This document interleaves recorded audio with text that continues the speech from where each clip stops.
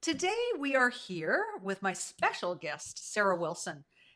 Sarah was born and raised just outside of Ottawa, Ontario, but in 2004 she moved out west to Calgary, Alberta, and in 2008 was diagnosed with multiple sclerosis. She's wife to Dwayne, she's mom to Nick and Andrew, and lives her life to the fullest and tries to inspire people with multiple sclerosis to do the same.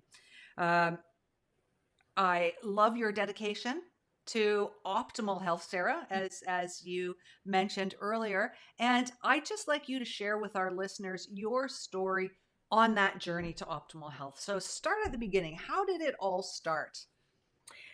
So at the beginning of my wellness journey, Yeah. like living well with MS. So Yeah. I was at a crossroads in 2016 where it was going to be needing to be on the medications for MS Mhm. or looking for something different, a different path. Right. So actually, after the medications teaching that I had with a nurse at the neurologist clinic, I came home and I searched online and I realized that there was a different way that people were taking and starting with diet and lifestyle all around. And so I decided with my family's support to take a different path and that there was nothing really to lose because the medications were always going to be there. So if that's where my disease was taking me, then of course I could go that way, but why not try this different route and see if I could treat myself in a more natural way? So March 1st of 2016, I completely changed my lifestyle. Started with diet, what I was eating, not eating, what I was drinking and not drinking, and just went from there. Then went on different supplements based off from naturopaths and my doctor. Mm. Started exercising more, and it just sort of kept going from there, right? Right. So I started out with probably two things that I was doing, and now I'm up to like 10 things that I do on a daily basis. Right. And it's motivational, isn't it? When you start to feel better, it begets something else. Oh, So yes. so it's really interesting to me. So you already had MS for a whole bunch of years before you made that pivot, right? Hmm. Because I think some people think that, oh, I've had MS too long, so that's really interesting. And Yeah, that's no, interesting. no. So from 2008 to 2016, I was living, but I wasn't feeling well. I had symptoms. I had a lot of anxiety and fear of the future. Mm. And it was probably within 8 weeks of changing my lifestyle that I noticed a big shift in my body and mind. I love the way you put body and mind together because this is the big missing link, right? Yeah. Like this, Yeah.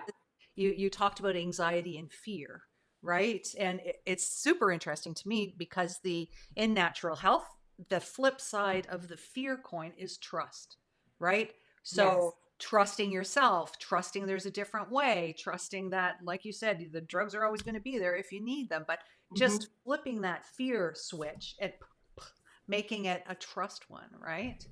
Yeah. And now you're skiing on the mountains in Alberta, right? Yeah. It's just pretty cool what I do day to day. Like, don't get me wrong. I will sometimes let the fear sneak in, right? We're Um, human, but right? but I have tools, and this past year, actually to this week, I have gained so many more tools Mhm. for my mental health. Wow. And okay, so I want to hear as much as you're willing to share with people. Um, but those mental health tools, I really would love to dig into if you're open to that, if you're comfortable with that, because Absolutely. I think that mental health battle is there from the beginning, right? It's never not there Hmm. because with the diagnosis comes a complete change in your life, right? Because all of a sudden, everything you took for granted is gone, Yes. right? Yeah, that's And right. then add 2 years of a pandemic where, basic human needs like interaction and communication are removed. And that's a really ugly snowball. So tell us, share with us some of your tools for mental health. Sure. So, some of the things I struggled with a year ago was actually facing the diagnosis because I think what happened with me was I got diagnosed and went on to just having babies, being a mom, working. I Right. never actually in that chair faced my diagnosis. Hmm. So that's something that I worked on this year with, oh my goodness, between getting enough sleep, essential oils, meditation has been huge for me. Hmm. Um, and I did see a psychologist that actually brought me through that day Nice. and allowing myself to accept that, yes, I have MS, but it doesn't mean that I am MS. And that's the biggest phrase that I've learned over this year, to be able to say to myself that I am not MS and I don't have to live for my disease every day. And That's that's how right. I was living. Yep.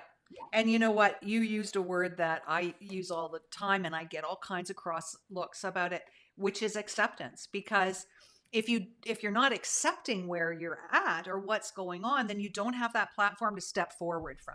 It's not It's so true. surrendering to it. It's not, making it okay in any way. It's just saying, okay, this is real, right? It's real.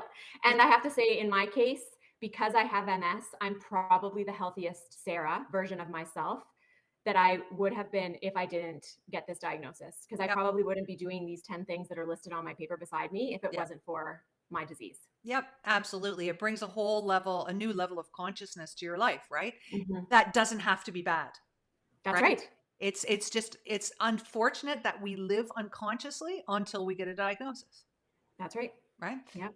Do you want to share with us some more of those 10 things that are on that piece of paper? Sure. Okay. So I'm sh- sleep. I'm sure So my everybody sees so it. I guess my biggest thing day to day is I have hard and strong boundaries with what I will do and what I won't do. So that Huge. comes with going out with friends or like what we are going to do as a family. I just have really strong boundaries because I need to make sure that where I'm going and what I'm doing isn't going to interrupt my sleep and isn't going to interrupt my choice of foods. Your So that's first, priorities, right? my biggest thing. So boundaries are huge, Yeah, and you need to own those and feel confident in those and not give in because you feel bad for the other people, right? right. It's you Exactly. it's you that you're looking after. Absolutely. So boundaries are huge. Then there's sleep. So I always every night have a good sleep. I meditate. I'm actually in a meditation course right now, which has been really cool. Stress management by organizing my day with work to avoid burnout. So Mhm. I'm lucky that I have a lot of freedom with my schedule at work, but I'm really strong with my boundaries again during the day so I don't feel really tired by the time supper comes. I exercise probably 5, 6 days a week. I do a mixture of weights, HIIT, yoga, and I run. Running is like my moving meditation time. Right. Absolutely. Yeah. Yeah. I have an Epsom salt lavender bath every single night. I never skip, no matter where I am. And if I'm in a hotel, like I was skiing, and there was only a nice, beautiful shower, I still went in every night, put some lavender drops, and sat on the Nice. edge. And it was still my time that I have every night. Thanks to you, I've introduced the castor oil pack, and I wear it every single night, and I love it. Nice. Um, so my food, and then supplements that are between my naturopath and myself. That's right.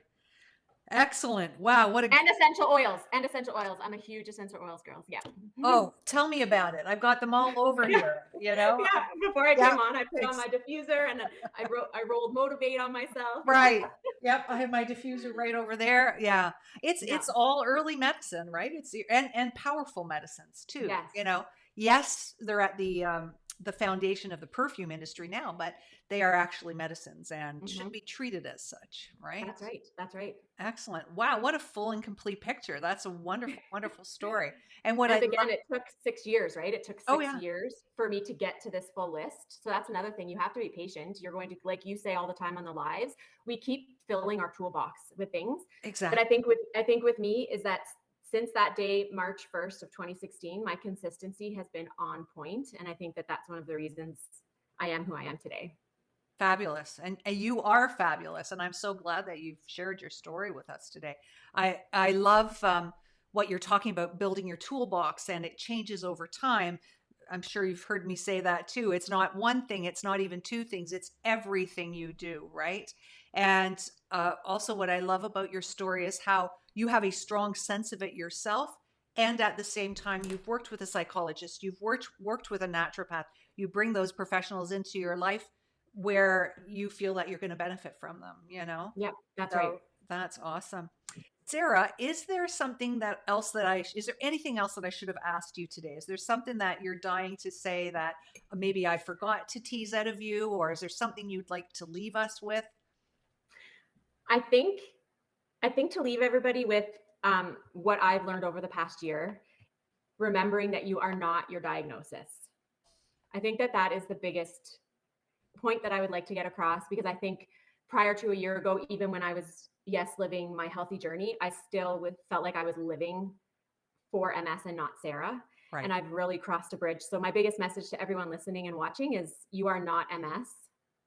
Say who you are in the mirror, and you are so much more than your diagnosis. Beautiful. Thank you very much, Sarah. I appreciate your time. Thank you. Bye-bye. Bye.